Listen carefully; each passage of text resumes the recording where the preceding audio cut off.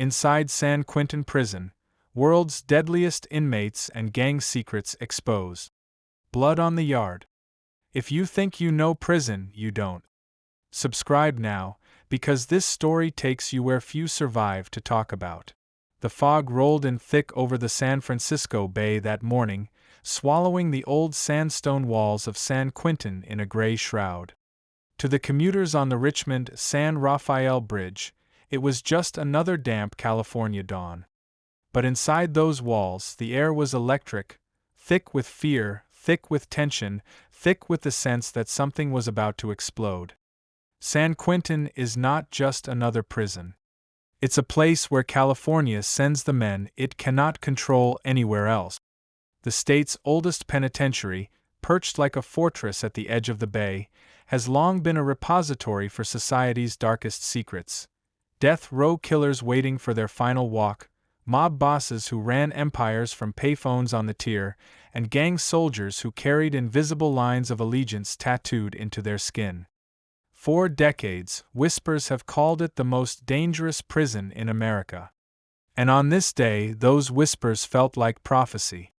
The yard opened just after breakfast. Correctional officers stood at their posts, hands resting on batons, radios crackling low. Prisoners streamed out in organized chaos, bodies covered in ink that told their stories. Black Guerrilla Panthers on some chests, swastikas on others, Aztec gods etched into arms, spider webs on elbows, teardrops under eyes. Every symbol meant something. Every line drawn in ink was a line drawn in blood. It only took seconds for the silence to fracture. A shout cut through the fog, sharp and violent. Then another. Within moments, the yard erupted. A dozen men surged toward each other, Mexican Mafia soldiers on one side, Aryan Brotherhood muscle on the other. The first blade flashed in the gray light, a crude weapon carved from metal stripped out of a kitchen tray. Another blade followed, then another. The fog that clung to the prison walls soon mixed with something darker, blood spraying across the cracked concrete, bodies slamming against the fence line. Guards screamed for lockdown, boots pounding the guard towers above, rifles chambered but not yet fired. Warning shots cracked into the yard gravel, sharp as whips, but the fighting only grew. Somewhere near the basketball courts, a man went down, clutching his throat. Another was dragged into the corner of the yard by his own crew, beaten not just by rivals but by betrayal from within. By the time the sirens blared and tear gas hissed into the crowd, 3 men were bleeding out on the ground, 2 more barely conscious, and dozens face down in handcuffs. It was over in minutes, but it felt eternal, and when the fog cleared, the prison was left trembling from the violence that had ripped through its heart. To the public, the incident would be explained away as another riot. But inside San Quentin, everyone knew this was no random brawl. This was a message. This was power being tested. The investigation began before the blood was even dry. Lieutenant Daniels, a veteran correctional investigator, paced the yard with a notebook in one hand, a cigarette in the other. He had seen riots before, too many, but this one felt different. There were too many weapons, too much coordination. Someone had orchestrated this. Officers dragged bodies past him, their boots slipping on bloodstains, and Daniels could see it in their eyes. Some of these men had gone out there knowing they wouldn't come back. But why? Back in the control office, the tapes were replayed. The cameras caught fragments, a handshake between 2 inmates seconds before the chaos, a guard distracted by a staged argument on the other side of the yard, a flash of metal passed hand to hand. The Aryan Brotherhood and the Mexican Mafia had a long history of violence, but intelligence suggested something more sinister. A pact broken, a drug debt unpaid, or a secret alliance turned sour. Rumors ran wild through the tiers. Some said it was about heroin being smuggled through kitchen workers. Others whispered it was retaliation for a stabbing that had happened weeks earlier in another California prison, carried like a blood debt into San Quentin. Still others believed it was about control. who ruled the yard, who controlled the black market, who had the power to call shots even on death row. For the investigators, one thing was clear: somebody inside was pulling strings. That night, as the prison went into full lockdown, the inmates banged on their cell doors in a rhythm that sounded like war drums. From the 5th tier of North Block, a man known only as Spider, a tattooed shot caller for the Mexican Mafia, shouted threats into the darkness. Across the tier, a skinhead with lightning bolts on his neck laughed back, daring him to make good on his words. And in the middle of it all, the Black Guerrilla Family stayed silent. Watching. Waiting. For years, they had been the third power on the yard, the balance in a prison triangle that could never truly hold. Their silence was louder than the screams. By midnight, 2 men were dead. One Aryan Brotherhood soldier, stabbed 13 times, bled out before the ambulance cleared the gates. One Mexican Mafia soldier, his throat cut, died in the infirmary as doctors tried to save him. Their names wouldn't matter to the outside world. To the public, they were just numbers in a headline. But to the gangs inside San Quentin, they were martyrs. And martyrs demand revenge. The warden held a press conference the next morning. Flanked by correctional brass in pressed uniforms, he promised swift action and full accountability. Cameras flashed. Reporters scribbled in their notebooks. But inside the prison, nobody cared about press conferences. The men on the tiers knew what was coming: lockdown searches, beatings, transfers to solitary. And when the doors eventually opened again, more blood. Because San Quentin isn't a place where violence ends. It's a place where violence begins, and where secrets are buried deeper than the prison's foundations. Lieutenant Daniels returned to his office late that night, the prison quiet except for the occasional rattle of a cell door. He spread photos across his desk: bodies on the yard, weapons recovered, faces frozen in rage. Something gnawed at him. He knew both gangs were ruthless, but this riot didn't look like their usual work. There was precision here. Timing. Someone had staged it to happen at the exact moment the fog rolled in, when visibility was lowest, when the towers would struggle to get clear shot. Daniels leaned back, cigarette smoke curling toward the ceiling. Someone wanted this riot to happen. Someone inside these walls was playing a bigger game. And he was going to find out who. By dawn, the investigation had its first lead: a torn piece of paper hidden under a bunk in North Block. Scrawled in code, it spoke of a shipment, a betrayal, and a name. A name that Daniels recognized immediately, a name that had been whispered in investigations for years but never proven. The paper suggested the riot was only the beginning. That morning, a correctional officer wheeled a laundry cart down the tier. Hidden inside the folds of the sheets was something that shouldn't have been there: a blood-stained shank, carved so cleanly it looked manufactured. It was no inmate's handiwork. Someone had smuggled it in. Daniels stared at the weapon under the harsh fluorescent lights. This was the smoking gun, proof that contraband was moving inside with help from someone on the outside. Maybe even someone in uniform. If the gangs had help from a dirty guard, the prison wasn't just dangerous, it was compromised. And that revelation, Daniels knew, would shake San Quentin to its core. The evidence pointed not just to gang warfare, but to corruption at the very heart of the prison. A name was on that coded note, and if Daniels was right, it belonged to a man who wasn't supposed to be behind bars at all. Someone on the outside had just reached their hand into San Quentin. And the bloodbath was only the beginning. The informant's secret. The lockdown stretched into its 3rd day. The cells echoed with frustration, fists pounding steel doors, voices shouting for food, for air, for answers. In San Quentin, lockdown was punishment and pressure all at once. Men were caged for 23 hours a day, restless and seething, left to stew in the silence until anger hardened into violence. Lieutenant Daniels hadn't slept more than 3 hours since the riot. His office reeked of coffee and cigarette smoke, papers spread across every surface, photographs of the dead, coded notes from the cells, maps of the yard where the bodies had fallen. He knew the violence wasn't just gang rivalry. Someone had designed this chaos, and the evidence pointed to a deeper conspiracy. The coded note he'd found under the bunk still sat in the center of his desk, sealed in a clear evidence bag.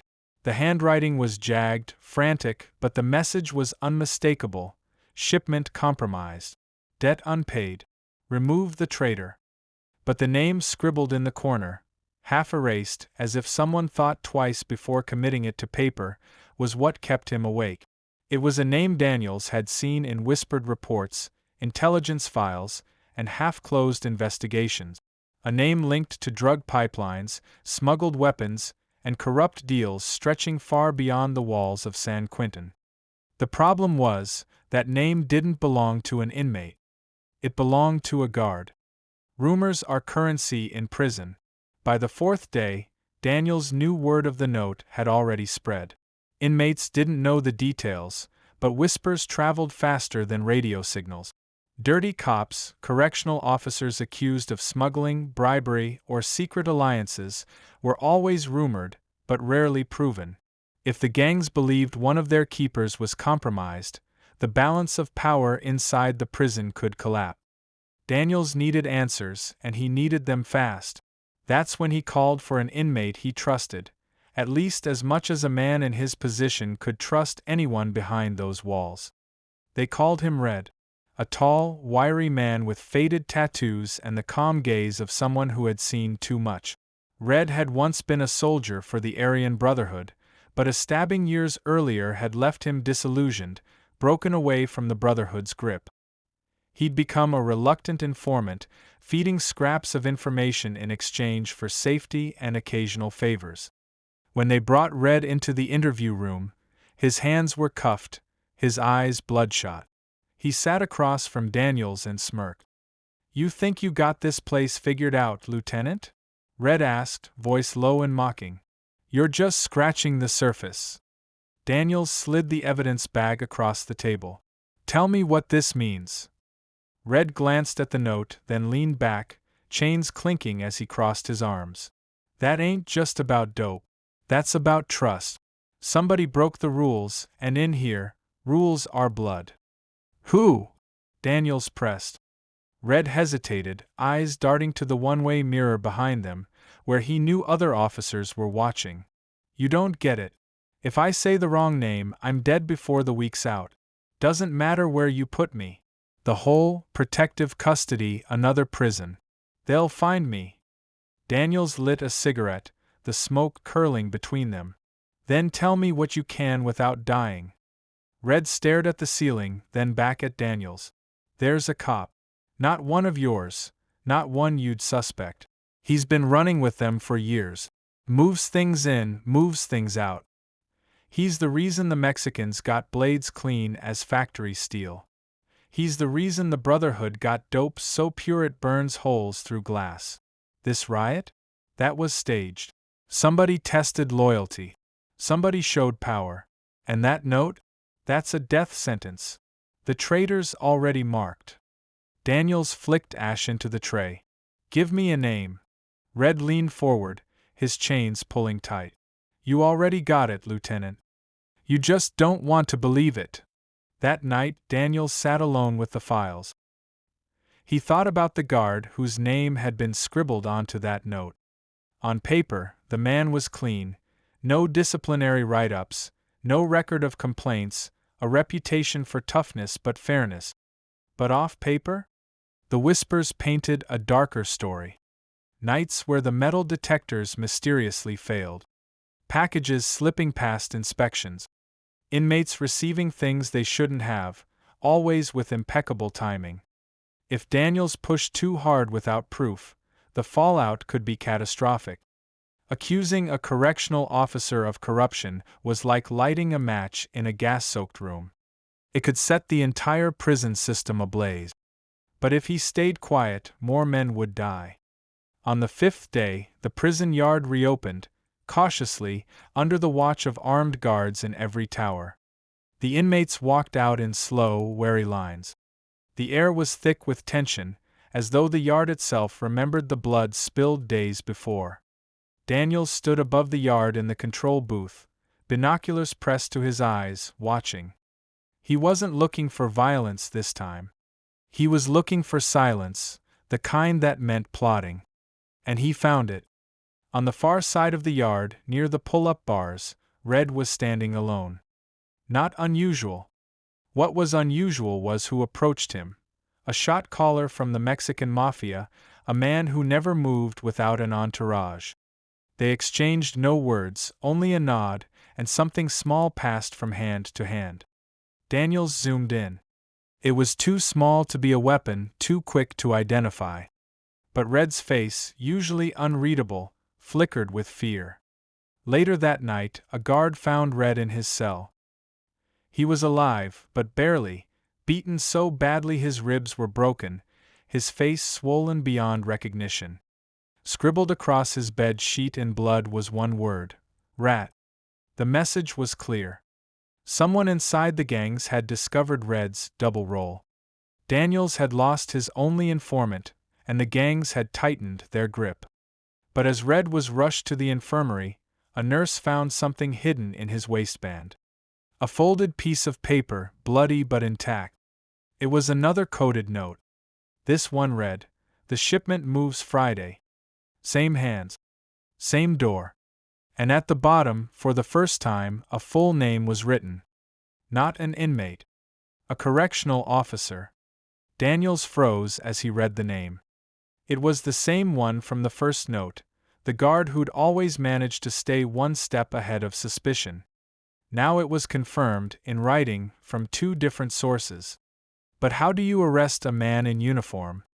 How do you expose corruption without tearing the prison apart? Daniels knew one thing: if he moved too slow, more blood would be spilled. The gangs were preparing for something bigger than a yard riot. This shipment wasn't just drugs or weapons. It was something that could shift the entire balance of power inside San Quentin. That Friday came fast. Daniels doubled patrols at the gates, searched vehicles, ordered random shakedowns of cells. But no shipment appeared. No packages were caught. Then, at exactly 2:15 in the afternoon, the alarms blared again. In the laundry block, guards found a cart abandoned in the middle of the floor. Inside were bundles wrapped in plastic, slick with sweat and grease. When they tore them open, they found what Daniels had feared most: weapons. Not just crude shanks, but factory-made knives, ground down to lethal sharpness. And tucked among the blades was a cell phone, one programmed with numbers that traced back to cartel contacts outside the prison walls. It was the proof Daniels needed. The gangs were running an empire through San Quentin, and someone on the inside was their gatekeeper. As the evidence was logged, Daniels felt both relief and dread. He finally had a weapon to expose the corruption. But the gangs wouldn't let it go unanswered. If they knew their shipment had been seized, retaliation was inevitable. That night, as Daniels left his office, he found something wedged under his windshield wiper. A scrap of paper, folded 3 times. On it were 4 words written in red ink: "You're on the list." Blood in the walls. The prison never sleeps. Even in the dead of night, San Quentin breathes, the clang of steel doors echoing like heartbeat, the shuffle of guards' boots, the low hum of voices carried down concrete corridors. But tonight there was something else in the air. A vibration. A warning. Lieutenant Daniels sat at his desk, staring at the scrap of paper left under his windshield. "You're on the list." 4 words that carried more weight than bullet. In San Quentin, lists were death warrant. If the gangs had marked him, it didn't matter that he wore a badge. A target was a target. But Daniels had never been one to back down. He pinned the note on his wall, a reminder of the line he'd crossed. He was in the middle now, between gangs who saw him as a threat and colleagues who might be feeding those gangs from the inside. And he had only 2 choices: dig deeper or die in the dark. The morning after the laundry block seizure, the prison was in chaos. Weapons confiscated meant debts unpaid, orders disrupted. Every gang in the yard was looking for answers. The Aryan Brotherhood blamed the Mexican Mafia. The Mexicans blamed the blacks. And the Black Guerrilla Family blamed everyone. But Daniels knew the truth. The problem wasn't the inmate. It was the gatekeeper in uniform.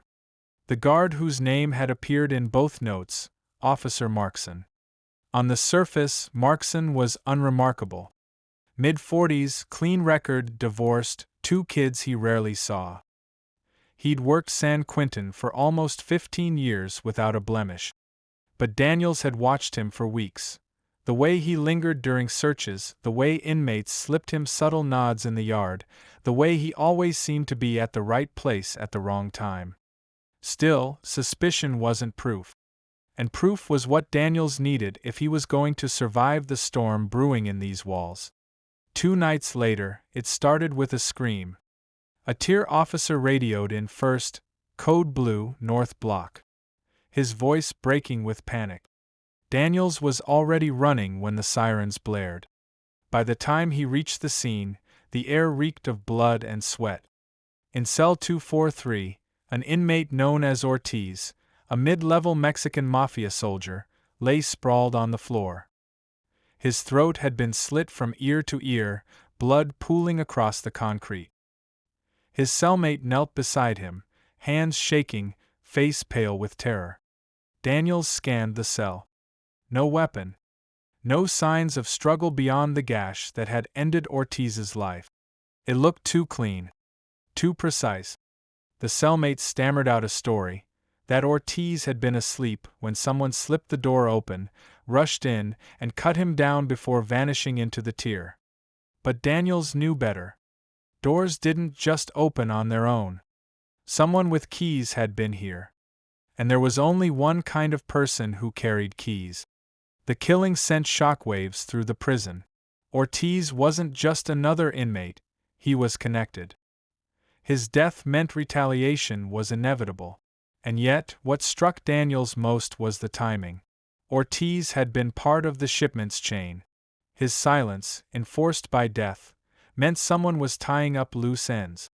The gangs weren't protecting their secret. They were erasing them. Later that night, Daniels pulled Red's blood-stained note from his desk drawer. The shipment moves Friday. Same hands. Same door. Ortiz had been part of that pipeline. Now he was gone. And the hands, whoever was moving goods through the prison, were still active. Daniels thought back to the guard's name on both notes. Markson. Could it really be that simple? Or was he being baited into a trap? The question gnawed at him, but the next morning gave him no time to dwell. A guard was missing. Officer Green, a rookie barely 6 months into the job, hadn't reported for his shift. Calls went unanswered. His apartment door, when the police forced it open, revealed a scene as chilling as any crime Daniels had seen. The living room was ransacked, drawers pulled out, papers scattered. On the wall, scrawled in black spray paint, were the letters, A.B. Aryan Brotherhood. Green's body wasn't there, but the blood spatter on the carpet told its own story. The gangs hadn't just declared war inside San Quentin. They'd taken it outside the walls. By now, Daniels knew he couldn't handle this alone. He reached out to a contact in the state's Department of Corrections Special Services Unit, the SSU, the shadow investigators who tracked gangs, drugs, and dirty officers. When Daniels briefed them, their faces hardened. "This isn't just San Quentin," one agent said. "We've been watching cartel pipelines stretching from Pelican Bay to Corcoran. If a guard here is compromised, he's not working alone. This is statewide." Daniels felt the ground shift beneath him. What he'd thought was a San Quentin conspiracy might be part of something bigger, a network connecting California's deadliest prisons through gangs, money, and corruption. Back inside, the inmates sensed the tension. The yard became a powder keg. Men walked with knives tucked in socks, eyes darting, waiting for the next explosion. And it came sooner than anyone expected. During evening chow, A fight broke out in the mess hall. Trays clattered, fists flew, and by the time officers pulled control gas, 2 men were dead. One Aryan Brotherhood, one Mexican Mafia. The murders weren't random. They were messages. Ortiz's killing hadn't been enough. Now the gangs were balancing the scales with blood. Daniels knew where this was headed. San Quentin was sliding toward a full-scale war. That night, Daniels reviewed security footage from Ortiz's tier.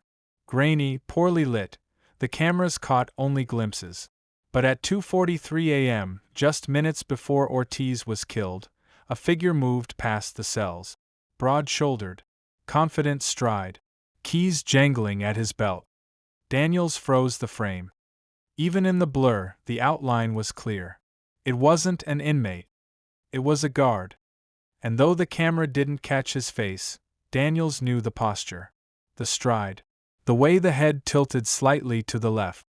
It was Markson. But suspicion wasn't enough. Daniels needed him caught in the act. The SSU devised a plan, set a trap around the next shipment. Intelligence suggested another load of contraband would move within the week. If Markson was the inside man, he'd make his move. The officers planted false intel, whispering to known gang runners that a package of heroin would be hidden in the kitchen's dry storage. The bait was set. All they had to do was wait. On Wednesday night, the cameras caught movement in the kitchen. A guard slipped inside after hours, moving with practiced ease. He reached under a stack of flour bags, pulled out a wrapped bundle, and tucked it beneath his vest. When he turned toward the exit, the cameras caught his face. Markson. Daniels felt his stomach twist. The proof was undeniable. The man he'd suspected all along was caught red-handed. But before they could move in, something went wrong. The radio crackled. Fight in the yard. Multiple inmates down. The diversion was perfect. While the prison staff scrambled to contain the chaos outside, Markson disappeared into the maze of corridors. By the time Daniels reached the kitchen, the bundle was gone. And so was Markson. Hours later, Markson reappeared at his post as if nothing had happened. His uniform was clean, his face calm. He filed routine reports, nodded to colleagues, and carried on as though he hadn't just smuggled contraband in plain sight. Daniels seethed. The corruption wasn't just proven now, it was flaunted. Markson wasn't hiding anymore. He was daring Daniels to act. The gangs, meanwhile, tightened their grip. Red, still clinging to life in the infirmary, whispered to a nurse one night. She passed the message to Daniels the next morning. "They know you're onto him," the note read. "And they'll use him to bury you." Daniels folded the paper, slipped it into his pocket, and stared at the prison walls that surrounded him. San Quentin wasn't just holding the state's deadliest inmate. It was eating its own. The war inside. The sound of steel doors slamming in unison shook San Quentin like an earthquake. Lockdown orders had become routine, but this time, the silence that followed was heavier. The inmates knew the truth. The prison wasn't just on edge, it was at war. Lieutenant Daniels stood in the control tower overlooking the yard. His hands gripped the railing so tightly his knuckles turned white. Below him, hundreds of inmates paced in restless circles, their tattoos flashing like war paint. The Black Guerrilla Family clustered near the weight pile, their eyes fixed on the Mexicans, who had taken over the basketball courts. The Aryans lined up along the fence, their bodies tense, waiting. It looked less like a prison yard and more like a battlefield seconds before the first shot. And Daniels knew it was only a matter of time before the shooting started. The proof against Officer Markson sat on Daniels's desk. Grainy footage of him smuggling contraband from the kitchen, coded notes linking him to shipments, and whispers from half-dead informants who risked their lives to pass messages. But evidence wasn't enough inside San Quentin. To bring down a dirty guard, Daniels needed the weight of the state behind him. And that meant the SSU. The Special Services Unit agents returned, grim-faced and armed with more files than Daniels could count. They had traced Markson's phone records, his bank accounts, even his late-night movements outside the prison. The trail was undeniable. Cash deposits that didn't match his salary, burner phones linked to cartel numbers, meetings with known associates in dingy motels miles from the prison gate. Markson wasn't just dabbling in corruption. He was the linchpin of a network that fed San Quentin's gangs their lifeblood, drugs, weapons, and power. But arresting him wasn't simple. A move too early and the gangs would erupt. A move too late and Daniels would end up another casualty. That night, Daniels got his warning. As he walked to his car in the staff lot, the wind carried a faint rustle. He paused, scanning the shadows. Then he saw it. A dead rat nailed to his windshield, its belly slit open, its insides spilling across the glass. Tucked into the carcass was another note, written in jagged script. "Next rat is you." Daniels felt the chill crawl up his spine. They weren't bluffing. The next morning, the war began. Breakfast chow had barely started when the first fight erupted in the dining hall. A tray shattered, fists flew, and within seconds, knives flashed. By the time guards deployed tear gas, 4 inmates were down, 1 stabbed in the lung. Hours later, the yard opened and all hell broke loose. A coordinated attack, not random but calculated. Aryans rushed the weight pile, stabbing at BGF soldiers. The Mexicans retaliated in a corner ambush, shanks plunging into white flesh. The yard became a slaughterhouse. Guards fired warning rounds from the towers, but the bodies kept falling. Daniels watched in horror as the gangs tore into each other, the concrete stained with blood. This wasn't just prison politics. This was extermination. The warden demanded answers. Why now? Why so coordinated? Daniels had them, but the truth was uglier than anyone wanted to admit. The gangs weren't just fighting each other. They were sending a message to him. To the system. To anyone who thought they could interfere with the flow of contraband. And behind it all was Markson, invisible, untouchable, his keys opening doors no inmate could. That evening, Daniels returned to his office to find SSU waiting. They'd intercepted a call traced to one of Markson's burner phones. The recording was muffled, distorted, but the message was clear enough. Tomorrow. East Block. Make it loud. Make it final. Daniels's blood ran cold. East Block wasn't just any unit. It housed California's death row, the most notorious killers in the state. If the gangs staged violence there, the fallout wouldn't stop at San Quentin. It would hit the news, the courts, the public. It would be chaos unleashed on a national stage. They had less than 24 hours. The next day dawned with heavy clouds rolling over the bay. Daniels moved like a man with fire in his veins, checking posts, reviewing assignments, scanning faces for signs of betrayal. The tension was so thick it felt like the walls themselves were sweating. At 10:37 a.m., the call came. Code red. East Block. Daniels sprinted, boots pounding the stairs, radios screaming in his ears. When he burst through the East Block gate, the scene was carnage. Death row inmates, men who had spent years in cages the size of closets, had erupted in coordinated violence. Homemade blades slashed through the air, fists hammered bone, and guards struggled to contain the storm. Daniels's eyes darted through the chaos, and there he saw him. Markson. Not fighting, not protecting, but standing at the edge of the melee. Watching. And then he slipped away, keys jingling, vanishing into the lower tiers as though he knew exactly where to go. Daniels tore after him, weaving through chaos, past screaming inmates and struggling guards.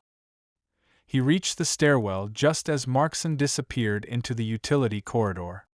Daniels followed, the fluorescent lights flickering overhead, the air thick with the stench of sweat and blood. At the end of the corridor, Markson stopped.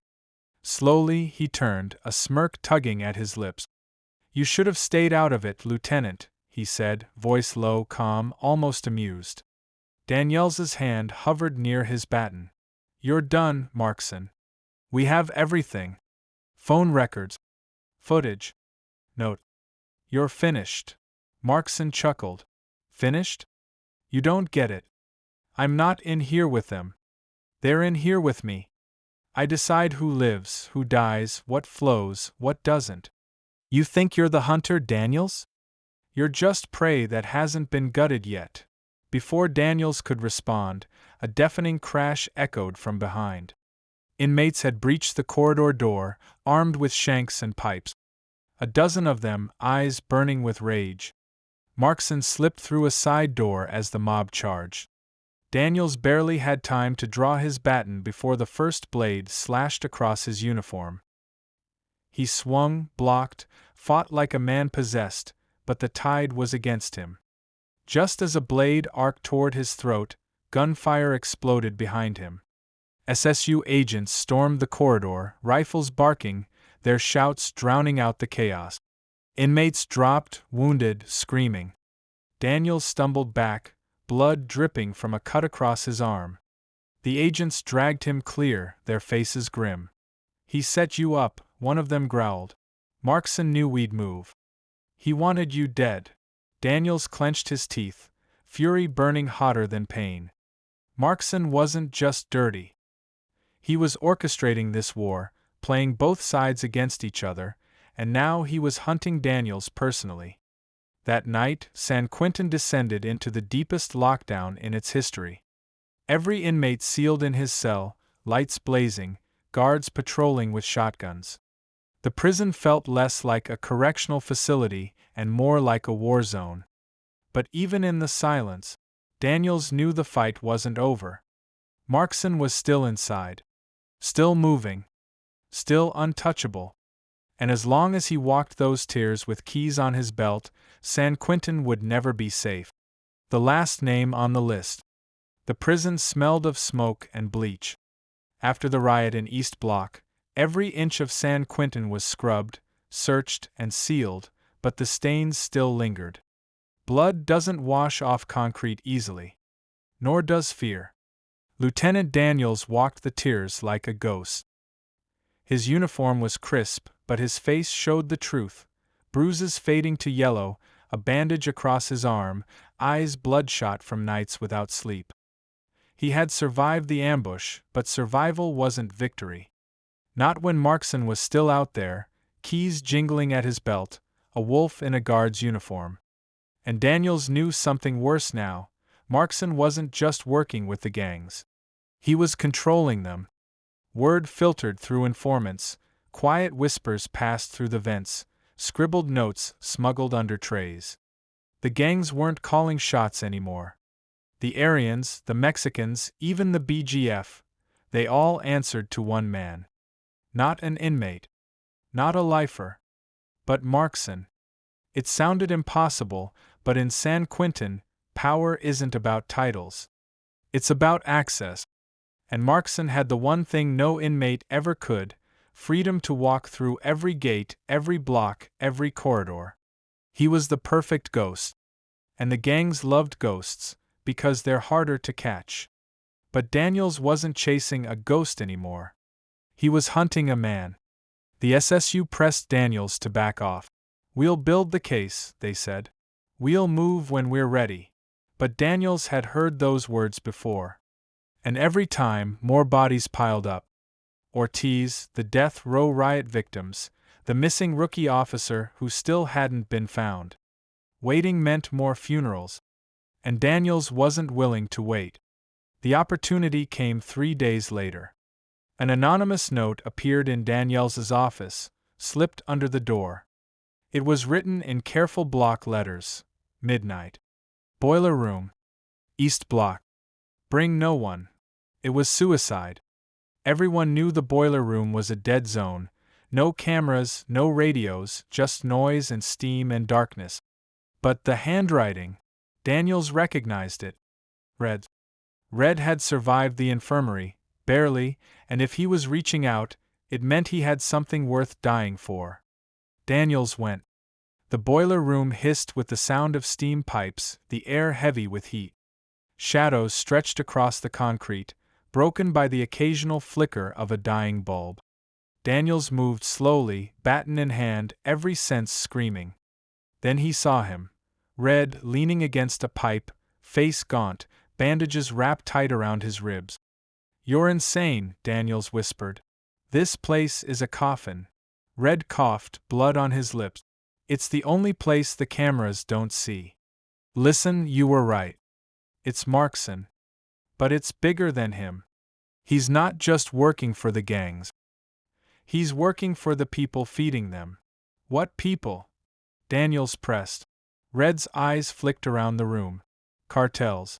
Politicians. Names you don't say out loud. Markson's the mule, the middleman.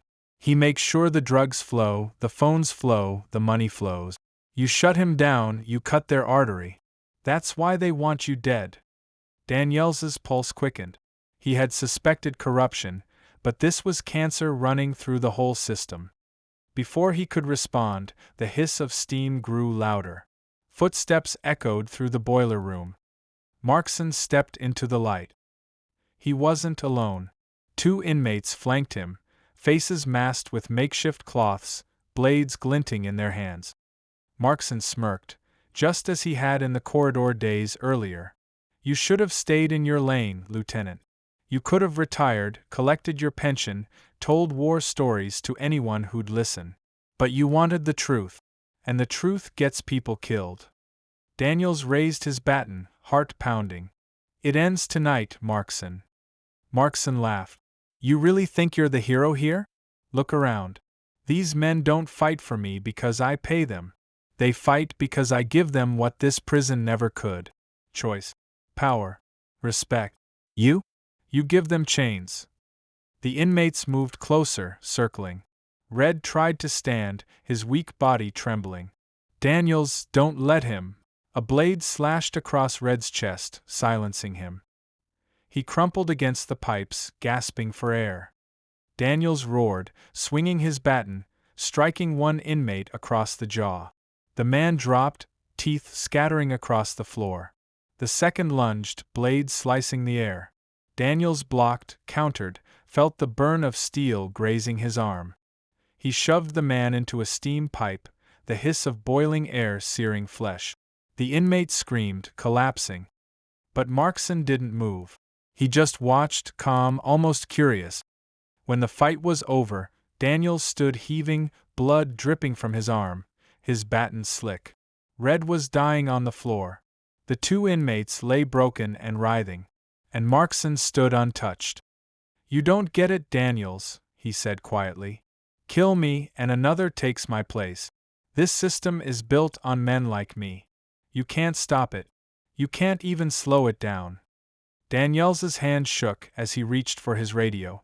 But before he could call it in, Markson pulled something from his pocket, a gun. Not a makeshift weapon. Not an inmate's scrap. A real gun. Smuggled past every search, every checkpoint. And he pointed it at Daniels. The moment stretched into eternity. The hiss of steam. The drip of blood. The weight of decades of corruption pressing down on this single second. Then a shot. Markson staggered, eyes wide, blood blooming across his chest. He dropped the gun, collapsed against the boiler pipe. Behind him stood Red, trembling, holding a shank slick with blood. His face pale, his body broken, but his hands steady. He whispered, "Not tonight." Markson tried to speak, but the steam swallowed his words.